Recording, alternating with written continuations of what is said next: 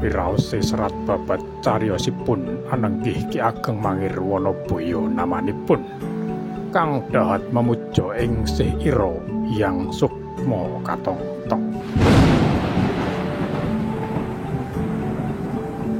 Kedaira ing Mangir pansinengkalan, Trimbojo tata bumi, duk semana jeng sang Senopati Ngalaga, masyhur ruming sabumi, kratonya pindha sinawung dandang gendhis.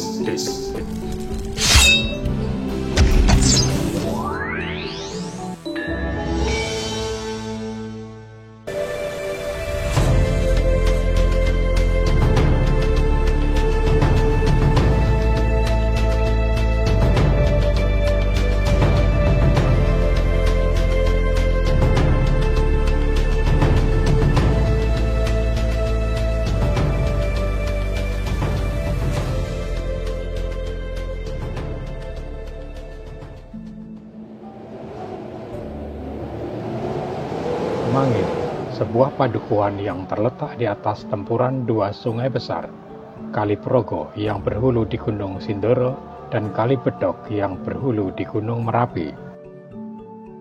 Kedua sungai yang berhulu di lereng dua gunung api tua ini memiliki nilai spiritual yang tinggi sejak zaman peradaban Mataram kuno, 1200 tahun yang lalu. Kisah padukuhan Mangir mulai dikenal lewat cerita tentang Ki Ageng Wanabaya dalam babat Tanah Jawi dan babat Bedahing Mangir. Dalam kisah tersebut diceritakan tentang seorang penguasa dari wilayah Mangir yang dikenal sakti mandraguna dengan senjatanya berupa tombak Kyai Baru Kuping. Konon, Ngabehi Loreng Pasar yang saat itu menjadi Raja Mataram dengan gelarnya Senopati ing Ngalaga harus mempergunakan kecantikan putrinya untuk menundukkan penguasa Mangir, Wanabaya. Kekuatan tombak sakti Baru Kuping pun lenyap setelah putri Senopati Mataram mengusapkan pakaian dalamnya 3 kali ke pusaka sang Mangir. Gugurlah Mangir Wanabaya di tangan Raja pertama Mataram yang juga ayah mertuanya. Babat Tanah Jawi maupun babat Bedahing Mangir adalah salah satu contoh cerita tradisional masyarakat Jawa yang berkembang pada masa itu. Cerita-cerita tentang kesaktian dan hal-hal di luar nalar yang dibumbui dengan kisah romantisme seakan membuai pembaca dan pendengarnya, sehingga cerita-cerita yang dituliskan tersebut banyak diyakini peristiwa maupun tokohnya. Baik babat Tanah Jawi maupun babat Mangir tidak diketahui penulis aslinya, hanya diketahui penggubahnya, terutama dalam aksara Latin. Babat Bedahing Mangir sendiri merupakan karya sastra yang dikidungkan dengan tembang macopat, yang dimulai dari tembang Megatruh yang menceritakan kisah awal Ki Ageng Mangir, hingga tembang Durma yang berkisah tentang kematiannya. Begitulah cara pujangga atau sastrawan zaman dulu bercerita dengan melantunkan tembang-tembang mocopat di depan pendengarnya. Apabila kita merujuk dari catatan sejarah, tidak akan kita jumpai kisah Senopati melawan Ki Ageng Mangir, baik dari saat Senopati diangkat menjadi raja tahun 1584 hingga mangkatnya Senopati di Jenar tahun 1601 Masehi. Selama pemerintahan Senopati yang hampir 17 tahun, yang dihabiskannya dengan banyak ekspansi ke Jawa Timur, tidak dijumpai penundukan atas daerah Mangir. Mustahil apabila benar terjadi pemberontakan Mangir, peristiwa itu tidak ditemukan dalam catatan sejarah. Jadi, kisah romantisme Mangir dan Pembayun sama seperti halnya kisah romantisme Roro Mendut Roro Citro ataupun Roro Jonggrang dengan Bandung Bondowoso. Sekarang, mari kita lihat ada apa sebenarnya di bumi Mangir pada zaman dahulu.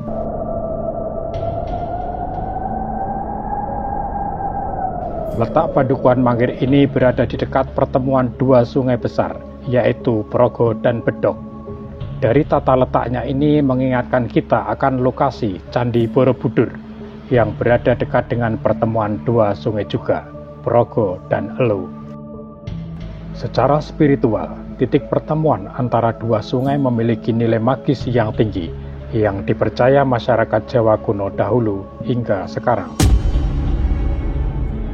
Di Padukuhan Mangir banyak ditemukan bukti arkeologis yang diperkirakan sejaman dengan Candi Borobudur. Setidaknya di tempat ini terdapat 4 buah yoni, 3 arca nandi, sebuah batu makara tangga candi, dan bata merah kuno. Jumlah temuan benda arkeologis yang cukup banyak dalam satu wilayah Padukuhan saja. Terlepas dari konteks temuan benda-benda arkeologis di Dukuh Mangir, tentu menjadi petunjuk penting tentang adanya bukti peradaban tua dari masa Hindu-Buddha yang berkembang di tempat ini. Peradaban yang semasa dengan peradaban Borobudur maupun peradaban Prambanan. Adanya 3 arca nandi dan batu makara candi menjadi isyarat apabila daerah Mangir ini dahulu pernah menjadi kompleks pemujaan beraliran Siwa, berkebalikan dengan Borobudur yang bercorak Buddhis. Pemilihan lokasi untuk mendirikan bangunan candi pada masa dahulu dilakukan dengan perhitungan yang matang dan tidak asal-asalan sesuai dengan pakem Manasara Silpa Sastra. Artinya, daerah ini memang terpilih menjadi kawasan hunian yang religius pada masa itu dan mungkin bertahan hingga masuknya pengaruh agama Islam di tanah Jawa. Mungkin sekali bangunan-bangunan tersebut masih berdiri sebelum akhirnya gempa besar dan letusan Merapi menghancurkan tempat ini pada awal masa pemerintahan Senopati Mataram. Hal ini diperparah lagi setelah wilayah Mangir dibombardir pasukan Belanda dalam Perang Jawa yang berkesudahan tahun 1830.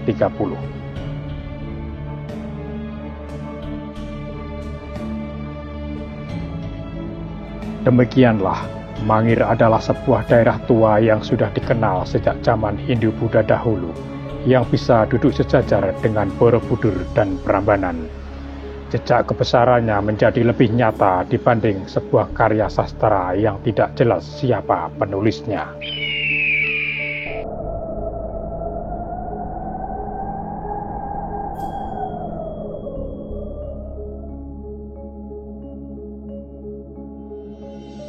Salam budaya.